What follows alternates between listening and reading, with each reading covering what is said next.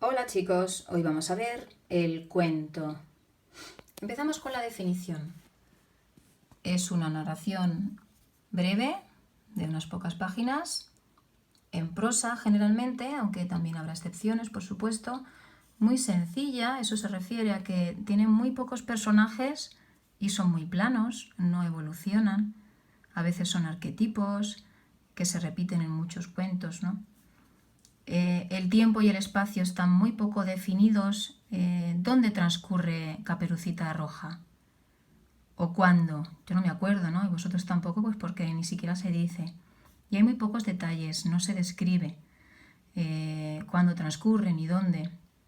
Incluso los personajes están esbozados muy por encima, de forma muy superficial, con grandes pinceladas, ¿vale?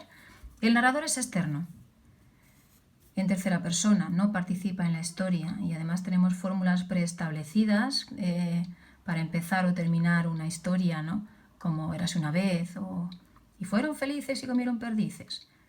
Tampoco son muy originales a la hora de escribirse, tienen una estructura clásica, planteamiento, nudo, desenlace.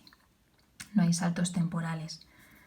Por ejemplo, en Caperucita Roja, en la presentación se presenta a Caperucita como una chica jovial, rubia, con una caperuza roja, de ahí su nombre. Se presenta a su madre, que le dice que tiene que ir a llevar la comida a su abuela. Pasamos al nudo. Y le recomienda, por cierto, que se vaya por el camino más corto, que no se despiste. Pero Caperucita, ya sabéis que no hace caso a las recomendaciones de su madre, se encuentra con el lobo que la engaña, se va él por el camino más corto, llega antes a la casa de la abuela, se la come. Es una historia muy para niños, como veis. Y después Caperucita, cuando se da cuenta, sale a pedir ayuda, llama a un cazador, el cazador le abre la tripa al lobo, veis que es muy recomendable para niños, y después saca a la abuela, que está viva, contra todo pronóstico, le mete piedras en las tripas, la cose, se toma la molestia de cosérsela y lo tira al río y se ahoga. Desenlace feliz, si es que le podemos llamar a eso feliz. Vamos a ver las clases de cuentos. Tenemos el cuento popular, el cuento literario y la fábula. Empezamos con el cuento popular. Es anónimo y se transmite durante muchísimos años oralmente en muchas generaciones. Por eso tenemos muchas versiones, porque hasta que alguien las reproduce por escrito, cada uno aporta su pequeño granito de arena y cambia la historia. No es como cuando no sabemos una canción, no sabemos un verso y nos lo inventamos de tal forma que rime y todo y vaya perfecto, ¿no? Pues es igual. Hay muchas versiones del mismo cuento. Os voy a poner como ejemplo un cuento popular que es Aladín.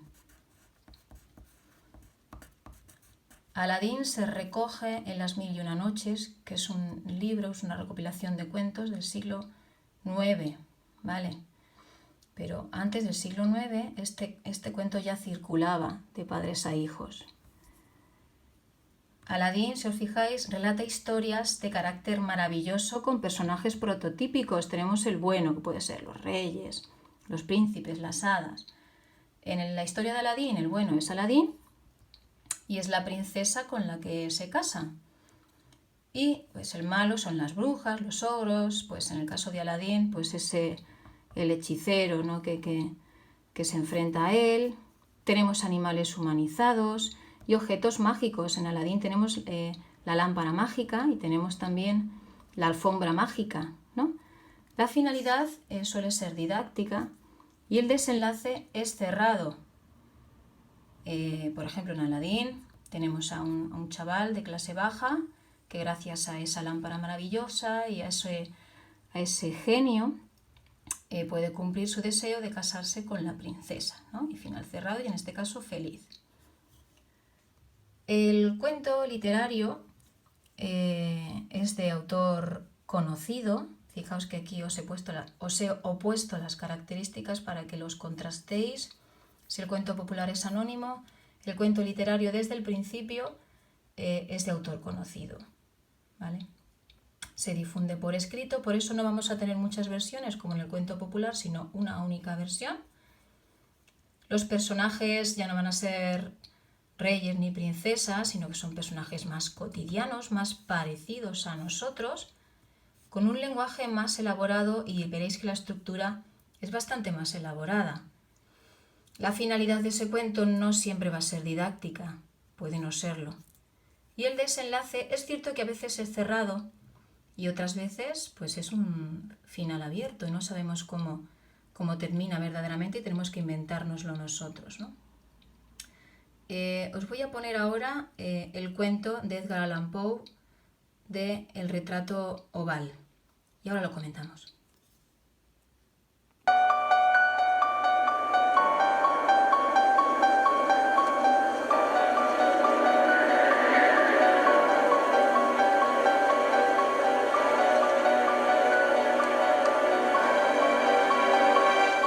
Fue una fría noche de invierno durante el transcurso de nuestra travesía.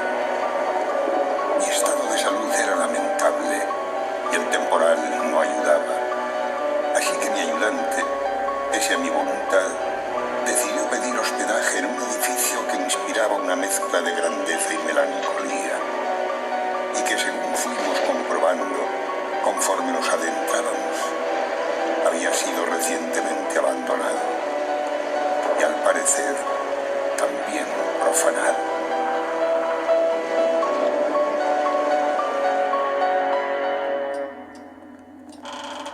Decidimos instalarnos en una de las habitaciones menos suntuosamente amueblada.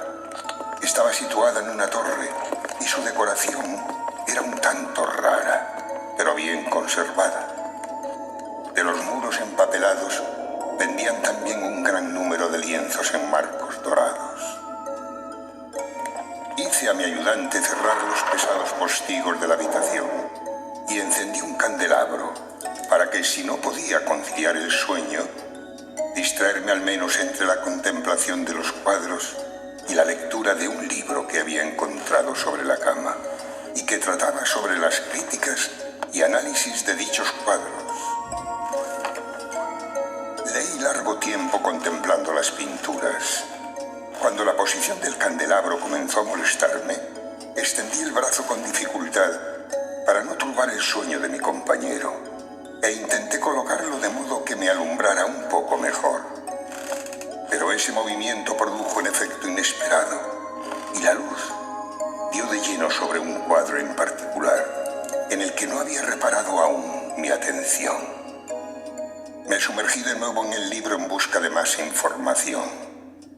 Era el retrato de una joven del lugar, de extraña belleza, que en mal momento conoció y se enamoró del pintor.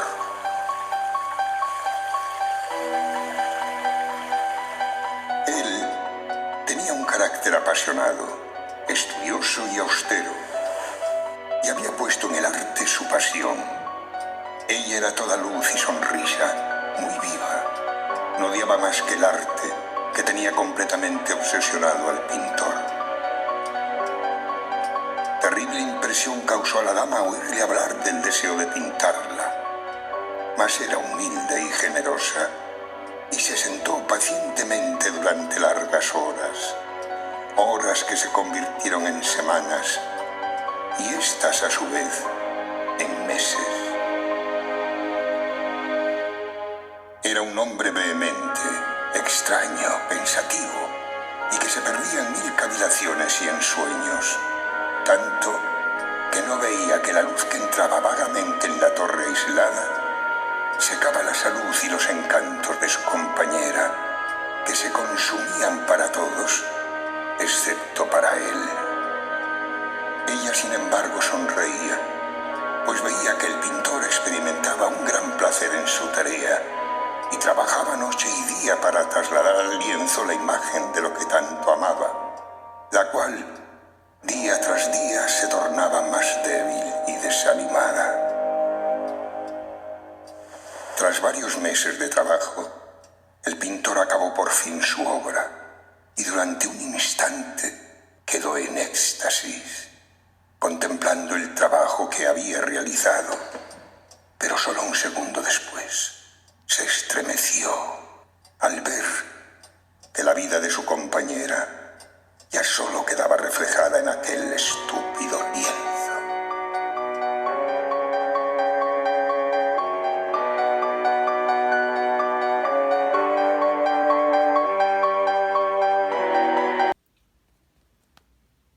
Bien, si os fijáis en esa historia, en el retrato oval, el autor es conocido, es Edgar Allan Poe. Se escribe, es una versión escrita, por eso solo tenemos una versión. Los personajes no son reyes ni príncipes, ¿no? Son personas que van a una mansión y se encuentran un retrato ovalado, un retrato oval, que también guarda una historia interesante, la historia de un pintor, veis que tampoco es de clase alta, que se obsesiona con retratar a su amada hasta el punto de que ella va perdiendo prácticamente la vida con el afán de él, ¿no? Hasta que muere. Si os fijáis, la estructura del relato es más elaborada. Tenemos un cuento dentro de otro cuento, ¿vale?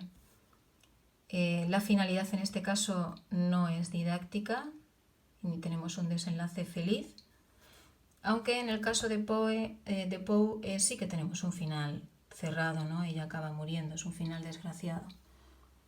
Vamos con la fábula. La fábula, bueno, supongo que todo el mundo conoce la fábula de la cigarra y la hormiga, ¿no? Que es el ejemplo que os voy a poner.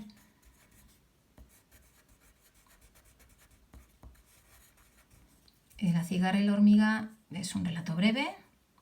Te puedes encontrar la versión en prosa o en verso. Por ejemplo, Esopo, que es un escritor griego de antes de Cristo, de varios siglos antes de Cristo, ya tenía una versión de esta fábula, ¿no? En la fábula vemos que los personajes protagonistas son animales humanizados, es decir, que tienen características propias de los humanos, que hablan y razonan como nosotros. Y siempre tienen una finalidad didáctica y una moraleja o enseñanza final que podemos deducir del relato, o incluso que se nos expresa, que lo más habitual es que esté la moraleja al final de la historia, ¿vale? Y hasta aquí el cuento.